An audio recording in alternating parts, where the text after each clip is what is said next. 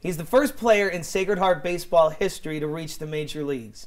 Through perseverance and overcoming doubt and disappointment, he fulfilled that dream after a decorated 4-year career as a Pioneer. He was the ace of back-to-back NEC championship teams and established himself as the ultimate big game pitcher. We're happy to welcome back to campus former Pioneer great, now with the Los Angeles Angels, Troy Scribner. Welcome back, my friend. Thank you. It's good to be here. Very good to see you, and I want to ask you all about the good stuff first. 5 years in the minor leagues, a non-drafted free agent. You go through that grind of the minor leagues, and finally you get that call to fulfill the dream up to the Angels. You ended up getting the win in your debut out of the bullpen in Toronto against the Blue Jays. What was that moment like, the call and then stepping onto the field in a major league mound for the first time? It was amazing. The initial call was one of the best moments of my life. I mean, as you can imagine, I was not really expecting it.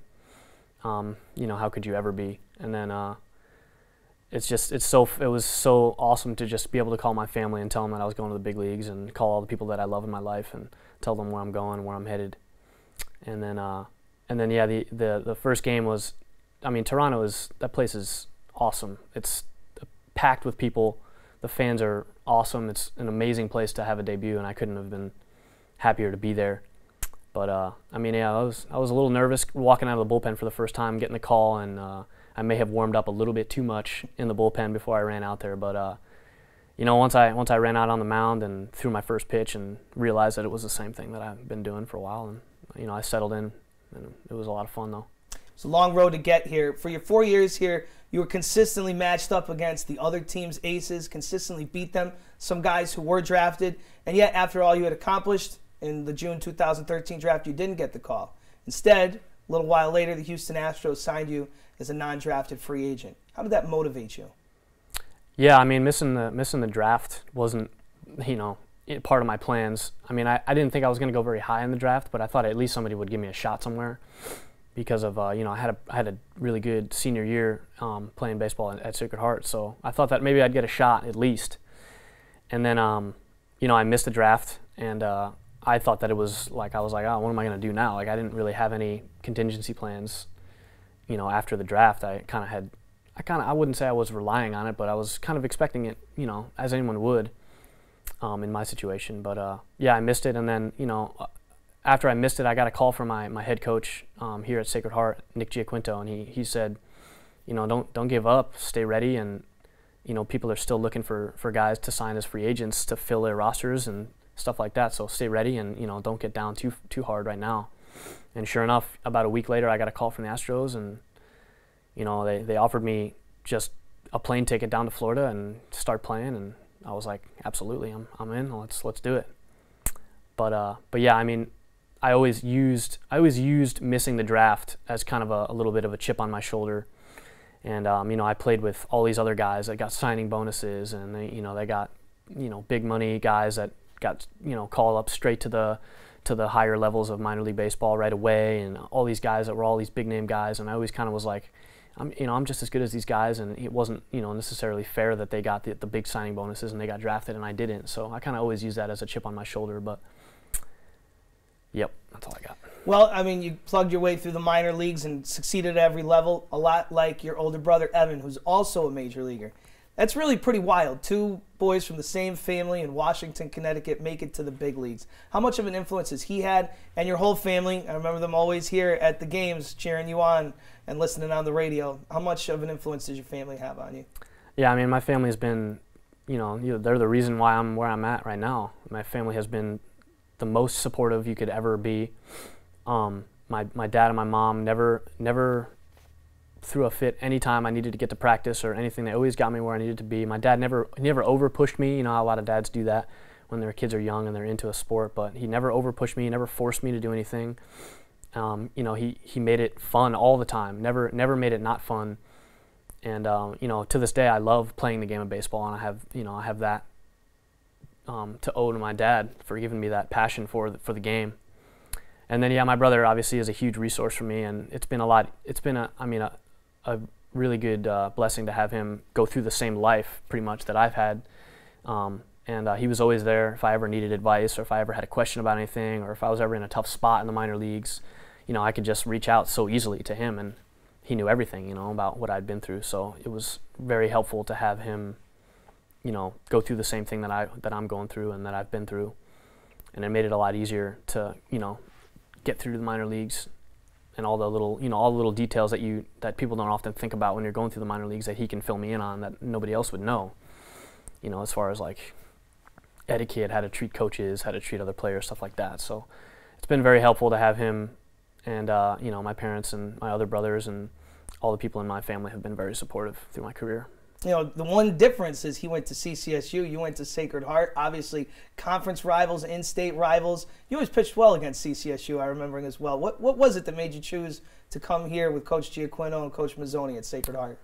My brother went to Central. I was looking at Central, and it was a cheaper in-state tuition that was, basically the main reason, because I wasn't about to afford, a higher-end college coming out of high school.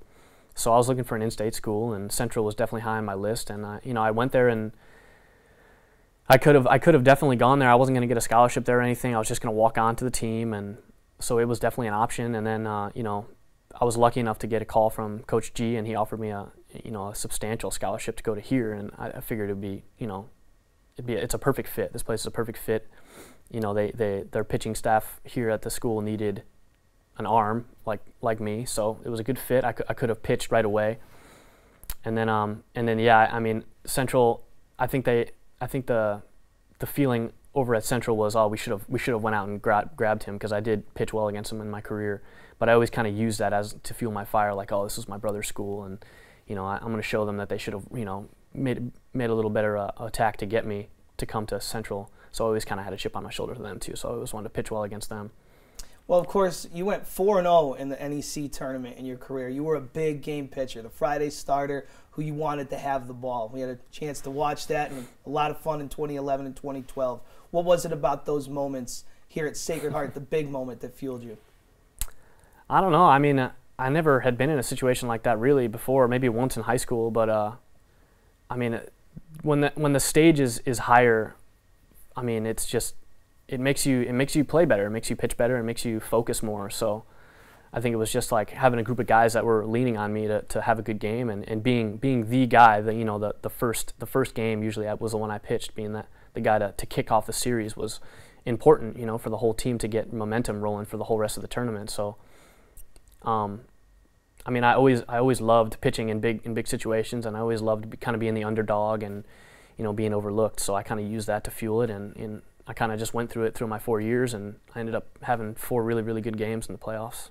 Your teams had a lot of fun. They always played loose as well. How much of that was, the guys and the personalities, and also the guidance of Coach Giaquino and Coach Mazzoni? Yeah, those two guys, as the manager and the pitching coach, they created an atmosphere where there wasn't that much pressure on us to perform, and it kind of, Coach G was so good at just letting us play and giving us the freedom to figure things out on our own and not try to cookie cut everything.